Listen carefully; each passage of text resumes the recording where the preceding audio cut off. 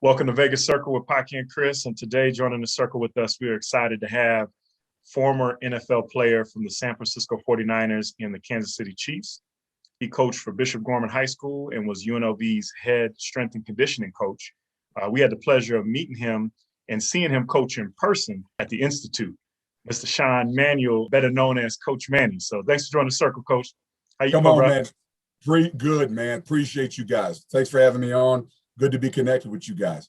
Yeah, looking forward to it. Thanks for coming on. Yeah, it's been a long time coming, man. Chris and I got a chance to see you in person, man, and it was honestly, man, it was just a great experience seeing you working with the kids and just how you're able to impact them and get in their conscious and get their behind fast. Oh, it was my passion. I mean that, my passion. Loving young dudes, energizing. Watching development. You have that motivational demeanor about you. Immediately it's present. It's one of the things I feel like God's gifted me with in a certain sense. But when your passion lines up with what you're doing, it's automatic. It's there on any given day because it's what you love, right? Yeah, sure. That's the biggest thing about marrying what you do and your passion. You're always motivated. Yeah. You look to pass it on. You're 100% right. And, before we get into kind of what you've been doing, what I wanted to kind of get into real fast is just kind of your personal background. You have a remarkable story, very interesting story. You were drafted by the 49ers. You have a twin brother, Sam, which I did not know about. And you guys were both drafted to the same team, which is pretty impressive, man, in your household. So talk a little bit about that, happy man. Day for your parents. Let me tell you, it was one of the most unique experiences. You're talking about being in fairyland to some degree. So part of the story, me and my twin grew up, right? And we were kind of confused. My mother's Sicilian. My father's Pan-African, right? My mother's second generation. She spoke the language and from a place called Isola della Femmine off the coast of Palermo. So we grew up, we were pretty confused, right? You got linguine and collard greens going on, right? So you don't know. That's a good mix, though. That's a good mix. Hey, what's your deal? And you're going, what, you guys don't have cioppino soup? You guys don't have Nagatali? Like, what is that? And I was like, I don't know. That's just what we eat in the house, kind of deal. So we grew up with this unique background. We were troubled in a lot of ways. And so we were knuckleheads. A lot of insecurity, a lot of fear, right? But you mask it through your anger and your frustration, kind of defense mechanism. So we're going through all this stuff growing up. And people are like, these guys aren't going to make it. These guys are fighting in gym basketball games. They got these brawls going on. They got these things going on. And so, and I had a 1.7 GPA coming out of high school. So, and my twin had an opportunity to go into UCLA, but he's like, nah, I just want to stay with my brother, kind of deal, which was a unique deal. So we went to junior college. So we went to junior college and we met a disciplinarian, Coach Pete, and the dude was what we needed. I mean, you talking about kick a dude in the seat in the pants. The guy never called me by my first name, right? There's always some curse word that he referred to you in, but it kept me in line. And for the first time, I had like a 3.5 GPA, and it was the best thing that ever happened to me. Was this guy disciplined the mess out of us? And I give him hugs to this day. And dude, I love you, man. All the guys, some of the guys talk to you, I hate that guy. So I go, dude, you're nuts. That dude was the best thing happened to us, right? So we went on to New Mexico State from there. But we really changed in a lot of ways internally, in a lot of the things that we did and how we were, right? And so when we get to the New Mexico State, all this stuff had happened where people thought, oh, these guys are going to be Pac-12, they're going to be this. And we're at New Mexico State, and like, oh, those guys fell off the face of the earth. I guess they're just down in New Mexico State, like the worst team in the country, whatever the case may be. And we finally come around this senior year, and they're like, hey, you guys could be drafted. And we go out to this Niner workout. And I was just talking to one of the scouts who's at the Raiders now, but he used to be the Niners when we were coming through. And he's, I still remember that workout, man. I still remember you guys came in, you guys killed it. And I said, it's funny that you even remember that, dude. It's ancient, that's 23 years ago or whatever. But we went and did this workout. We flew in on our own, had our agent fly us in and say, I don't care, man. I'll go time them in their parking lot. We just need to look. People don't think we can play because we're New Mexico State. And so me and him go in there and we do really, really well. Well, on draft day, we're like, hey, I don't want to think about this. So we fly into a thing called Fricknick, right, in Atlanta. You have a Fricknick. And we're broke college students. So we fly into Alabama and catch this taxi from Alabama all the way into Atlanta and get dropped off in the middle of downtown, right? And then just start cruising. Cruising around. We got our bags in the bus terminal, right? Holding these things here. So we got this draft going on and we're hanging out and my mom's like, you guys are nuts. What's wrong with you? I pick up the cell phone for whatever reason. I was like, no, they can always call us on the cell phone if they're going to do it. So we're coming back, driving. We get this rental car over there, or however we did it, and we're driving back to Birmingham, Alabama, and the draft's going on, and we're disappointed, right? We're really disappointed because I'm talking to different guys. Hey, we take you in this round. Hey, we're looking at taking you here, and it's getting later, and they're like, I know it's the 5th round. You deserve better, but I'm sorry, but we're going to take you first thing. And so I'm like, hey, whatever, man, just give me a shot. I just want a shot. Yeah. Twins, the same thing. He was linebacker, and I was a tight end. So we get halfway through, and the Niners call us, and it's Mike Solardi. He says, hey, we got 2 picks in the 7th round. I want you to hold on. We're really looking at taking you. And me and my twin are in this car, and I hang up the phone. I start singing. I turn the music. He's like, what are you doing? And I was like, nah, don't worry about it, man. You know, God always has a plan. And dude, this is nuts. I can't believe this. And he's like, what? And I said, man, they got 2 picks. I bet you $20. Man, there's a chance they could take us. And he's like, really? And so all of a sudden he calls me back, and we're in this car, and the taxi guy's driving. He go, hey, Sean, we just picked you with the first pick of the 7th round that we got. And I was like, oh, good, but I don't say anything. And so I'm sitting in the front quiet. My brother goes, hey, did they pick you? And I was like, mm-hmm. And so, but I don't say anything. But I go, mm-hmm, yeah, man. But he said, hold tight. And he's like, okay. Now we're standing for the next 45 minutes trying to catch this plane, right? Now we're in the middle of all this. Right before we get on the plane, they call my twin. And all of a sudden I see him. I see his get a big grin on his face. And he's like, yes, sir. Thank you, sir. You know, and then all of a sudden I go, he hangs up the phone. We're in the middle of this airport now. Me and this dude jump up and start hugging. Man, what an exciting moment. We're going to the Niners together. It's unbelievable. And That's so beautiful. when I say unique experience, my mother, she's like, you know, all the hassle, the nightmare you guys were. I knew you guys had something in you. That's awesome. That's really exciting. That's the thing I was the happiest about is I saw the pride in her.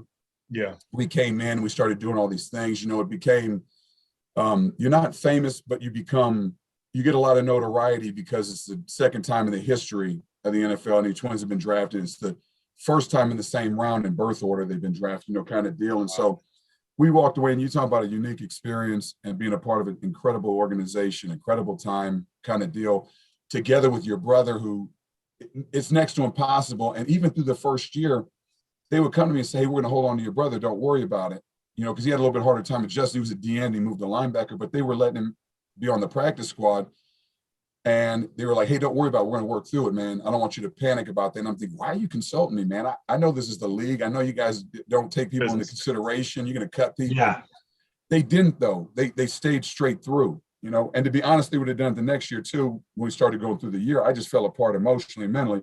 You know, character stuff and perspective that just needed to change and mature and grow up, and walked away from the organization. I go, but when I say phenomenal experience and amazing time, and my twin being able to be together, we were as melded together as you could be as 2 human beings. I mean, and so just the gratitude, the uniqueness, the rarity, I just felt very blessed, very fortunate. Yeah. That's a fantastic story. That gives me goosebumps thinking about that moment in the airport. I just couldn't imagine the excitement. That's exciting. Oh my gosh, unique time in life. One of my favorite. What else is interesting is, I mean, playing in the NFL, I know you learned a lot. And I want to get into a little bit about growing up, what you were talking about, the mindset of what you had walking away from it. But just a side conversation, what was it like playing with NFL Hall of Famer Jerry Rice? Because it's just something special. I mean, that's the Michael Jordan of NFL. Walking into that organization, I came from New Mexico State, completely different deal. Guys did the best they could, but it was far from the level of excellence that existed at the Niners, right?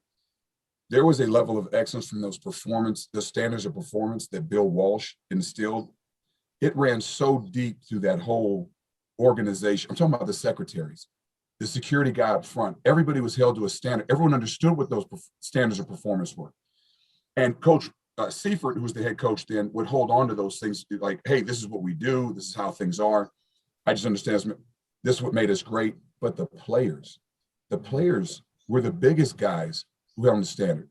And playing with like a guy like Jerry, you watch that guy, I'd never seen such consistency in my life, where I watched and went, this dude makes somebody fall down with the same move every day. How do you do it? Like, you don't know the move's coming at this point? With the same move. Dude, I mean, it's 15 times. I mean, so I'm going, he's just that good. Yeah. And when we were in it, you're talking about playing with him. I'll never forget, we were in a preseason and we were playing the Jacksonville Jaguars. And I had to go in, all the guys were hurt. I'm a rookie, and so I go in and just throw, Steve throws me this ball, 5-yard out, and this guy, Kevin Hardy's on me. And I'm like, I got open on him. Kevin's a monster. He's first round pick. This guy's a stud. And so I get open on him. I catch the ball, but he wraps me up fast. And I think a gorilla jumped on my back, right? And he takes me down. I go, I couldn't move another step, but I'm at 5. We needed 6. Who do you think the first person was that came to talk to me on the sidelines? Jerry. It was a preseason game. Jerry came over to me and said, hey, dude, listen, it's 6 yards, man. No, you don't have an option. 6 yards. Get to the sticks, man. We needed the sticks. And I'm going, this is preseason, dog. I'm a rookie. And look, the dude rebuked me, basically, on the sidelines. You get back in, dude. I'm telling you, come to you. Get the sticks, period. Don't want to hear anything else. And I was like, got it. After that, unless you had to talk to me about getting the sticks again, I was like, that's the standard here. Practice. They drove the practice. If you jumped off sides, the guys like, hey, dude, don't be weak-minded, man. Don't break. I mean, it was like you dropped the ball, you could get cut. I mean, you could get sent home. It was just that level of intensity. So playing with a guy like Jerry, they elevated the standard that was given to them, and they upheld it like century stalwarts in that bad boy. And it made me realize, this is why these guys are so good. It's the organization, it's the combination of players, it's the coaches. The whole package here is built towards excellence and success. And so playing with those guys, Steve Young, that guy was as competitive as you can get. Playing with those guys and watching their professionalism was a gift. Yeah. It's very interesting to hear you say, because you always think, all the NFL teams are professionals. These are all the best of the best. And what separates the best from the greats? And it comes down to those little things, like those that attention to detail, and those kind of, like you said, a level of intensity. And I always personally was curious about that. Like, why is one team 0-16, another one 16-0? Like, what's the difference? It was standard and expect. I really mean it. I watched it because I went to other teams. I said, hey, it's standard and expectation. It's clear as day to me now because I saw the blueprint. So anytime I got somewhere else, I was like, yeah, man, okay. There's some stuff that is missing here. That you can see it right away. When I say it's clear as day, I mean, it was just because it was so crystal clear at the Niners. We had the players came in and it was double days. You're dying, you're getting bags IV, trying to figure things out, glycogen deficit, your minor depression, with different things. And they call a hat day. The players do. Hey, we're going out in hats. We're not wearing any pads or a helmet, and every once in a while they got to call a hat day. Well, they got to go out and call the hat day. And Steve Young's like, no, man, you don't do it. And I remember walking out going, Steve, what's the deal? And he was like, no, man, you don't call hat days. You don't do that. We got to suffer. We got to grind. You want to be great? You pay the price. And he walked out with his helmet. I was like, I got to go back and get my helmet. After that talk, and then they made everyone go back and get their hats because they were just like, hey, go on, everyone it's okay. Everyone get their hats. And so and Steve's shaking his head the whole time. No, man, we don't do it this way. That's not how we do it, kind of deal. And so when you see that it's just a unique thing. Yeah. Like I said, you experience it. The thing that you realize is the excellence that you walk away with understanding what it looks like is the big gift. Yeah. I want to get in a little bit about coaching too, but I want to kind of piggyback on what you were talking about with the mentalities and things like that. Do you think you can teach mental toughness, or you think it's just in you? To give you an example of that, a reason why I want to bring this up, not to switch sports, but obviously Kobe Bryant just went into the Hall of Fame. And the reason why I want to bring that up is somebody like him that tears his Achilles, right? Tears Achilles. He still gets himself up. He still hits, 2 free throws, walks himself off. You play with somebody like a Jerry Rice. We know NFL, it's not for long, right? We know it's not for long. And I always hear that people play never 100%. What's your perspective on that? I do. So I think there's a part that's in you that's willing to go to a place that sometimes a lot of people aren't willing to go into, right? Like when you're talking about going in and going, hey, I make the team, but I'm going to go into glycogen deficit. I'm going to go get 4 bags IV. I'm going to come back. I went to heat exhaustion. I got to go back in the game. I got to play and start because everyone got hurt. When I look back at the career and the injuries, when I watch what other people did and the things they played with, there's something in you that's driven. For me, some of that's inferiority and insecurity, right? It drives me where I go, hey, I want to be better. If I don't feel like I measure up, if I do this and I'll measure up. And some of that stuff will eat you alive, right? It's not the best motivation. The other part of it is there's a competitiveness. When you see dogs, there's some dogs that got a lot of game and prey in them. You look at pit bulls, they'll fight just because that's their nature. Yeah. You see poodles and different poodles and little other dogs, they're not going to fight because it's not their nature, right? Yeah. And so you go, can you make the poodle into a pit bull? Now, this is my experience. I really mean this. Everything's controlled by the mind at the end of the day. As a man thinketh, so he is. As in Proverbs like 19. And the reality of it is that, you know, in your mind, the mind is a powerful thing. If you get the right perspective and you internalize the proper perspective and principles, you're capable of creating a why that'll drive you deep into your ability, much deeper than you ever would have went before. Like Nietzsche said it, he who has a why to live will bear with any how. Like if you have the right why, you'll go through whatever you got to go through to get it done. You know, that's my family. Ooh, there's my why. I'll kill. I'll lay it down for this one. You go, why? And you go, cuss. I know why I'm doing it. Kind of deal. So when you say, is it in people? This is what I saw though, say at Bishop Gorman.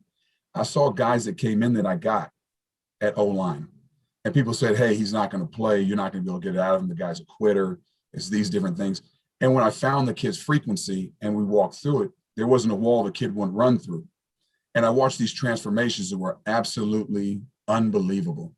I saw kids accomplish things that people would have said, hey, he would have never accomplished that, because of the mindset the kid adopted, because of the culture that he bought into, because of the disposition that he was, you know, they say willpower, right? Willpower is the effort of your attention. It's your ability to center the effort of your attention on an object until either you or the object bend to the shape that's necessary for you to become what it is you need to become, or to do the things you're trying to do, right? Mm-hmm. And so when you're looking at that, I watch kids do that. I watched a group of linemen that no one had a Division I offer beat a group of D linemen that had 8 Division I guys at St. Thomas Aquinas. And I watched these dudes outcompete these guys by the end. And there wasn't a guy that was super ultra talented outside of, you know, Jacob Asaya on a college level. They were some of the better linemen I've ever coached, but from a college level, none of them went on to play Division I except for the one guy. And scholarship-wise, none of them got scholarships. And so when you say, is it in you? I watched guys that looked like it wasn't in them become that, because they had the right perspective and they understood the bigger picture. And I've watched guys who've been super, super talented, amazingly talented, who haven't done it because they don't have it in them. And it didn't matter what you said. They weren't going to do it for whatever reason. And so for me, the reality is, can you teach somebody that? You can train people to be competitively disciplined by the way that you message and you go about things on a daily basis, on the culture that you develop and you build. Mm-hmm. You can take people to 2 notches higher than whatever they were and help them maximize the givens of what they've been, you know, their existence and what they've been given to work with, right? Is it in you? Yeah, there's some dudes that are. Have I seen guys develop it? Yeah. I've seen guys develop it and go there that people said never. And I can't believe that kid is playing the way he is, because I would have never guessed that in a million years. I had to hear that because I've seen you in action, right? You can hear a pin drop in a big butt. I don't know how the hell you do it, but you're able to just lock in. And I personally watched it where you're on the field and you're walking in. These young men are locked in, paying attention to what you were saying. How do you relate life to football? So one of the biggest things I stumbled on was at the Niners, and I'd be, you know, in this state of, man, I got to be better than this guy. And it would eat me alive, right? I want this guy to drop a ball so I can appear better. And I was like, everyone drops a ball, we're not going to be very good, dude. That ain't a good mentality. So you got to fix that pretty quick. And so I'm out there and going, nah, you know what? I had sat down, I started studying the Bible with a guy, and he was really dealing with my heart. And it wasn't religious. He was just dealing with truth, like, hey, dude, you think you're a good guy. He goes, but you got a kid out of wedlock, and you're not over there taking care of him. You brought this kid into this world. Now they don't have a parent. And he said, you think you're a good guy. He goes, you're not a good guy, dude. You're just another weak character African-American man going around having kids, right? And not taking responsibility for them, contributing to the deficit that we experience in our communities, man. That's who you are. And I was like, I want to fight you, dog. I got to be honest, man. I was like, how you take that? That's a mean one. No, he laid you open. Part of me was grateful, because I went, dang, no one's ever said that to me, man. You know what? He goes, let's look at it. Let's look at this scripture. Let's look at this scripture. This is the truth about you. Yep. And I need you to stop being deluded, because it's a fallacy. And so when you asked me, in terms of my philosophy, and you go, he broke me down. And what happened at that point was I started changing my perspective and going, hey, he said, you're a really insecure guy, man. You've got a lot of inferiority. That's what drives you. You need anger to get you to go. He said, the only thing is it destroys you because you go in and start getting self-destructive when it's not there and creating things that aren't there. Like Don Quixote, you go start jousting these windmills, calling them dragons, and they ain't true. Yeah. And so I'm in there going, hey, I need help, man. I seen it. And as he helped me, what I started to do is going, oh yeah, you know what? I can just focus on me being the best version of myself as possible.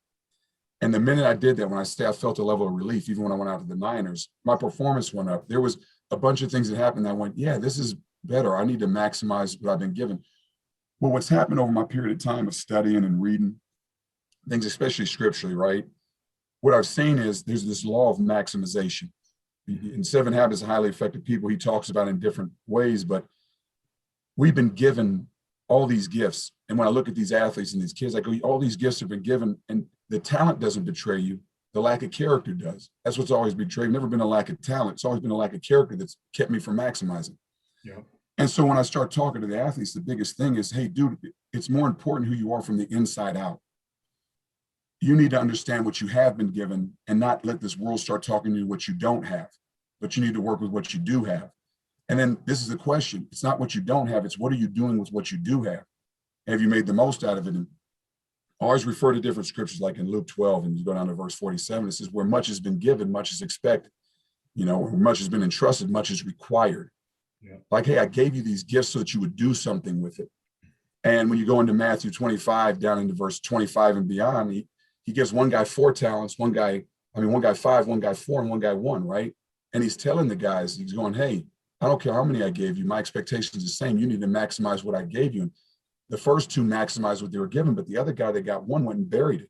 And he said, hey, you're a wicked, lazy servant, man. I'm taking what you have and I'm giving to the guy who risked the most, because he knows how to maximize. And so I go, hey, the thing we're obligated to do in this life that will give us the greatest level of freedom is to understand we're not held accountable for what we don't have. We're held accountable for what we do have. And that our biggest obligation is to make the most out of that, is to maximize what we have been given, not only for the good of ourselves, but the good of the people around us.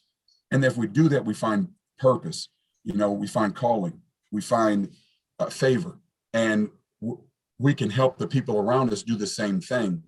And that the result of those things is that the quality of life that people live, it grows and it becomes better. So when you say, hey, what's your philosophy? As I've dialed that in, when I talk to the young men, I go, hey, we're going to always deal with your character first. That's the thing we're going to address. We're going to address the things that take away from you. In Hebrews 12:1, it talks about, let us throw off everything that hinders and the sin that so easily entangles, and let us run with perseverance the race marked out for us, right?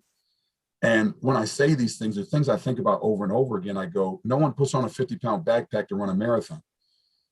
But when I look at the athletes, I go, hey, we're taking on all these dispositions, this negative energy, we're these self-destructive behaviors that you don't know any better on, because you just don't know what you don't know. Yep. How do we help you let go of these things so you can optimize who you are? And as I've done that with the athletes, I've watched them grow. It's been the most efficient way I've seen to help people grow, not just in football, but in life as people, and to equip them with tools in their life, like discipline, sacrificing the pursuit of your own excellence. You got to learn how to let things go to be the best version of yourself. Things that you think are worthwhile that really aren't. You're here today and gone tomorrow. You need to learn how to take personal responsibility. You got to be responsible. It's not what's happening to you. It's how you respond to what's happening to you. Come on, man, let's get it. You got to focus. Hey, listen, you got to be dedicated to the truth of the process. It ain't always going to go the way that you want. Life doesn't just work out the way you want, but this is the thing. If you see it for what it is, life's stumbling blocks can become stepping stones to you, because the only difference between the two is a perspective. Yep. And when we go through these things with the athletes, what you end up doing is equipping them with a viewpoint on life. Like, okay, it's not what's happening. I can always become the best version of myself possible. No one can stop me from doing that. And it gives me control. Yep. And we allow the athletes to move forward with this perspective, whether it's for football, whether it's their job, whatever it is, you're equipping them for life. And then it stops being about, we got to win no matter what, and sacrifice the kid to my vain glory, my ego, and all this other stuff, which, like I said, that's in me. I'm a dog by nature. I'm as competitive as they get. I want to be better than anybody. When I walk in the room, I want to be the best. I'll be better than you, dog. I'll be better than you. It's in me. Tempering it has helped me live a more full life. It's helped me to be better for other people. And as a result, of doing those things, I've seen the quality that it produces, and it gives me a level of satisfaction in the meaning and the purpose that I've been able to create, and I look to pass it on. Yeah, I was gonna say, obviously being a coach, you have to spend a lot of time on the technical aspect of the role, right? And teach people how to have the correct footwork, do the correct things, be able to read, the plays and those kind of things. But it seems like the thing that you're really passionate about is building up that character within these people to be able to really just thrive and bring that level of motivation out and instill with everybody around it. And it's refreshing to hear you say that, where you spend so much focus on that. It means the most to me, and this is the thing too. If you lock somebody's character in where they have the right focus, they throw off the things that hinder them, they maximize who they are. Are they going to focus more on the technique? Are they going to be competitively disciplined in the fourth quarter? I told you, I watched 5 guys that were not in the 3 overtimes against St. Thomas Aquinas. I watched these dudes lock in, and this last play, we had to go for a 2-point conversion. Like, we're end it. This is going to end the game, whether we win or not, whether national championships or not. Here goes everything. My highlight of my career was watching these guys come back to the huddle, and they start looking at each other going, now's the time. This is when we're going to do it. Yeah. No, everything. Everyone goes. We don't leave anything out here. I go, dang, this is the 3rd overtime. Dudes is gassed. Their hands are on their hips. They're too deep. And they were gassed. We were 1 deep. I was like, dang, they still got it. And this has been a wave. I mean, this has been a monster they've been dealing with.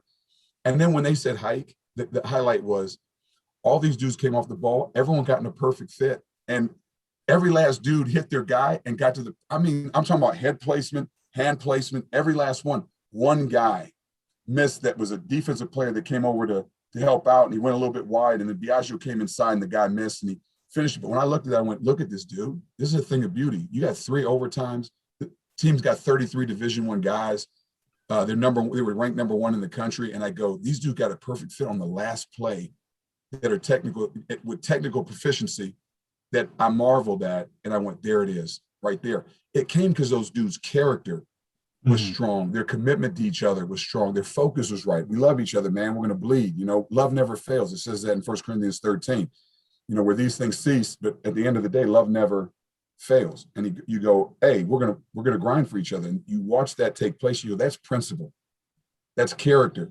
The rest falls in line and is a higher ceiling when you have those things in place. You have a better foundation and you go higher. So anyway, when I talk about it, at the end of the day, I know that's how you maximize. I've just seen it in my own life and the people around me.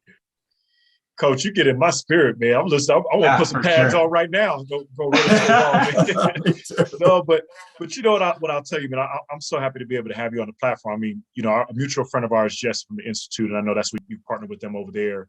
You got it, man. And what you guys have over there, the energy of the Institute and what you guys have done is it's just an amazing thing to be able to see. Chris and I went and did a function for, I think it was like the top 50 high school players. Got a chance to see you guys in interaction. We got a chance to host, with the franchise and the Institute.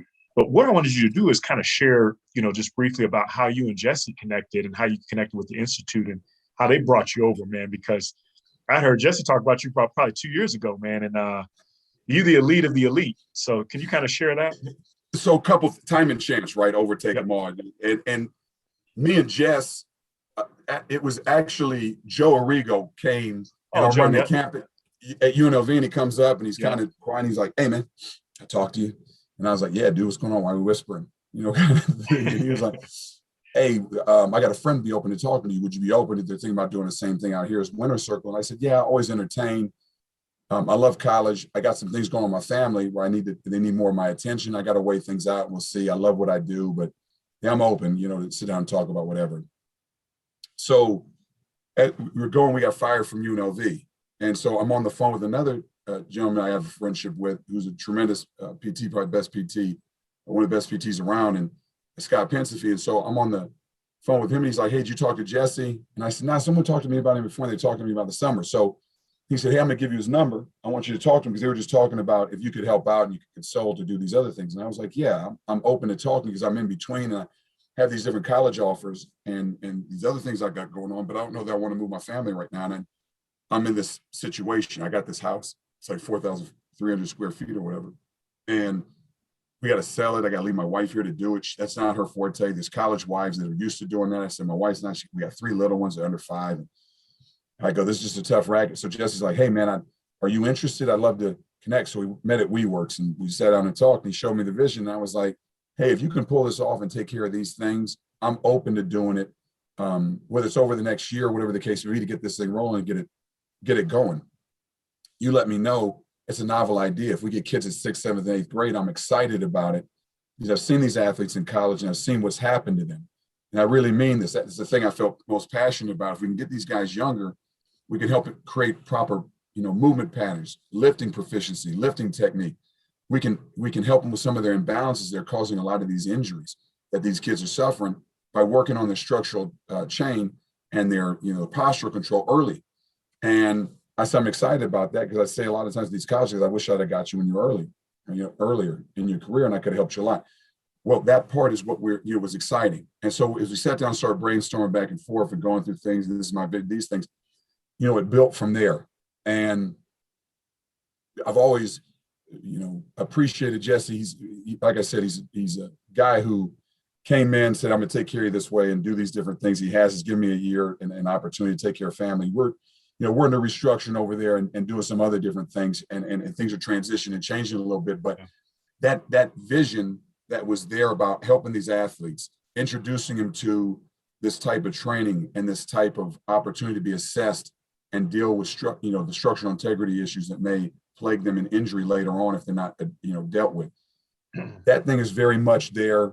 The hope is that we can keep pushing through it. No matter, it's COVID, it's a tough racket trying to keep the thing afloat and off the ground and all these other different things. But what I've been grateful for is the opportunity that we have had to be around these athletes and be able to influence them and impact them in these ways. It's been a beautiful thing. And my prayer is, that it can keep going in terms of this type of impact and this type of entity. But with Jess, that was the biggest thing. We hit it off. Like I said, he's got a really easygoing disposition. I came out of college, right?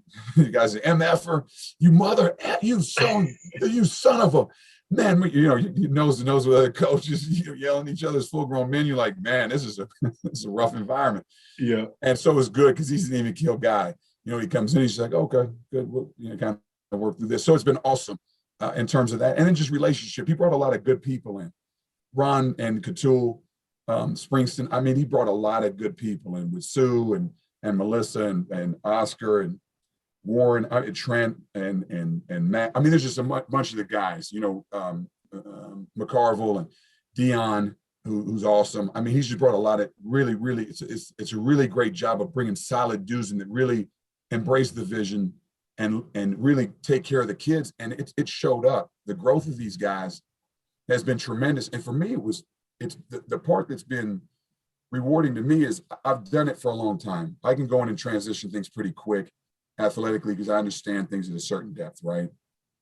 But my big trick was, hey, how do you get other people to learn how to do it? Not just you do it. And how do you duplicate yourself or duplicate your philosophy and process to get other people to understand it? Because it's not easy. And get them to understand these things and grow in these things. And how do you get them to do it in a way that's proficient enough that you can move away from it, and manage it from a distance and go, wow.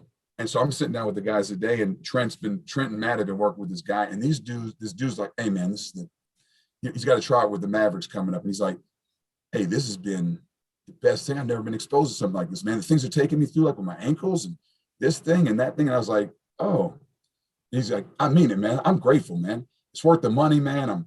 It's this. I'll be in tomorrow again, man. Thanks. I just never had anything like this. And I'm going, that wasn't me working with him. That's Trent and Matt working with him in the morning on their own. And this guy's gotten exposed to some pro basketball and some other different things. He's like, man, this is great. And I'm like, hey, dude, guys, that's a huge compliment to you. But I felt encouraged because I went, oh yeah, that's really what it's about. How do I help you guys be great? How do I help you guys maximize the coach? And I see that stuff taking place over there. So it's been really cool. Yeah. I love seeing it, man. I mean, it's so funny. We've had Jesse come on a couple of times. It's great to see the vision, come together. Joe's a friend of ours too, good guy. I've known him. Oh, just great good. Dude. He's a good people. I can see how you say whispering and everything. He's a good dude. With the Institute and everything. You guys work with a lot of elite athletes too. Are you working with the Raiders also? Because I know that there's a lot of different people that work out there. Is that kind of some of your specialties too? Is kind of having the side training? It is. So this is the way it works. Deion Hodges has built a reputation and done a great job working with the NFL guys in the community. He came in and was like, hey, I'd like to go through mentorship with you.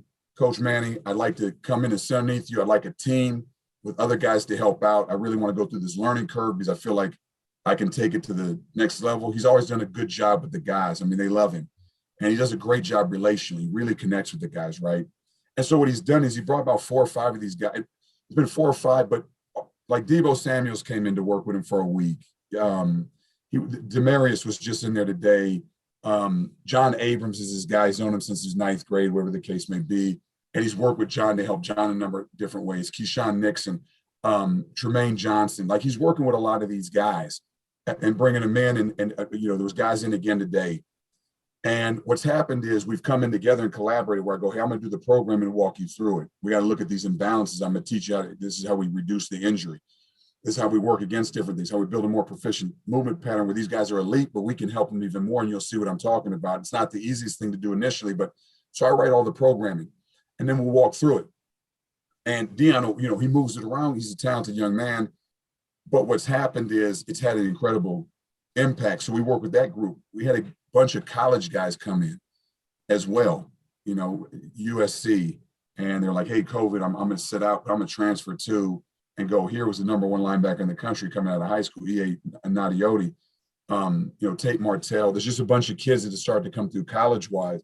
Dorian Thompson-Robinson came through from UCLA, right? He's like, coach, I just want to come into work. And Tyjon Lindsey, and these guys have been coming back to get work when they've been coming in, and we've been able to specialize with them, right? Jacob Asaya, and he was over at Michigan State, and all these different young dudes are awesome that I always have appreciated and love watching their growth. So we work with them in a specialty, and then we work with the academy on a developmental. And so they're 2 completely different spectrums, right? We're just going to learn how to stand on one leg over here. And over here, we're going to restore muscle-length tension relationship because you guys just came out of a season. We got to figure out what we're going to do with you. So that's what the academy's doing. We have that spectrum of guys we work with. Good. We got some solid high school kids. We got some really solid college guys, pro guys. But then we have this academy 6th through 8th grade that we work with. In the morning, to help developmentally. It's been awesome. Oh, what you guys busy. Yeah. No, I mean, what you guys are doing over there, I mean, I've been over there multiple times. It's a great facility. I mean, guys, you got to check them out. I mean, what they are locked in. Coach Manny is one of the best. I'm not just saying that because we had him on the show. He is one of the best and highly recommended. Getting that mentor, you can hear you just talking. You're a motivator, coach. And I know you do some motivational speaking too. So it's just great, man. We always ask our guests about Las Vegas. And what's your favorite restaurant in Las Vegas when you get a chance to get out when you're not working? Because I know you 7 days a week, nonstop. La Sienna or Nora's, the 2 Italian spots, and the Italian American Club are in the 3 top. It's a place you can go for some authentic. I was born and raised on it, man. So when I go, and those are my favorite. Those are my go-tos. Outside of that, it broke our hearts. It got shut down, but it was Cinnamon's Hawaiian spot over there off of Buffalo and the Parkway, where I was like, oh no, I'm broke. My kids were like, what happened, Dad? I was like, I don't know. I gotta say, if you say Italian food, who has the best cioppino then? Dude, Nora's had a solid cioppino. Okay, there it is. No, I've been to Nora's. I think it's a second vote for Nora's. Yeah, Nora's a good spot, man. I got to try that out. Deal. My mother would come out. My mother would come out. We'd go to the trattoria over there at La Sienna. They had that deli on the side of it. She's going there for the cannolis and for the and get the ingredients for the building the cioppino and then the godly. I was like, hey man, this is the spot, huh? She's like, take me over the market. I was like, okay. All right. That's good, man. Nora's, that's good, man. Those are 2 great restaurants you put on the map, which is great. We had a couple people talk about Nora's. And then what else is on the map for 2021, man? What do you want to accomplish this year? I mean, you guys haven't stopped because of COVID, so it's great to be able to see.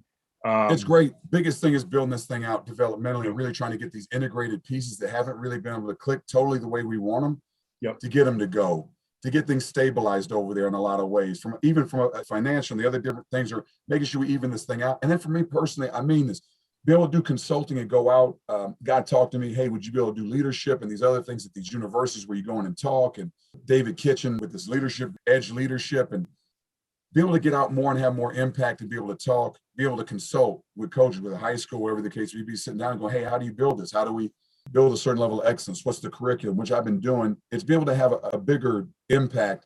They were talking about going overseas, right? With certain training, because Europe's and Australia's ahead of us in some things. Being able to bridge that gap, and whether it's the institute or whatever the name becomes, whatever the case may be, and going, hey, how do we bridge this and go out and educate and really help people maximize, not only just their athleticism, but who they are as people, right? Yeah. That's the big one for this year, is that the consulting and be able to engage in a big time way. It's powerful, man. It's fun hanging out with you, Coach. We were looking forward to this, man. And you just had so many gems on here, from spiritual aspect to mental. It's just awesome what you're doing. People reach out to you, man. If wanted to reach out to you, connect with you at the Institute, or how would they connect with you guys? Can you kind of give out your handles? So you know what? I'm the worst with social media. So Sean Manuel at the Institute, hp.com. They can reach out if you have questions, you need help with different things, whatever the case may be. We're a resource for the community. I say that all the time. UNLV, they're like, man, you mad about that? I go, dude, I'm a resource, man. I'll help you guys in whatever. I reach out to Coach Fowler, say, anything you need, man, you let me know. I'll help you with whatever. It's not a function, man. It's about how do you make people better?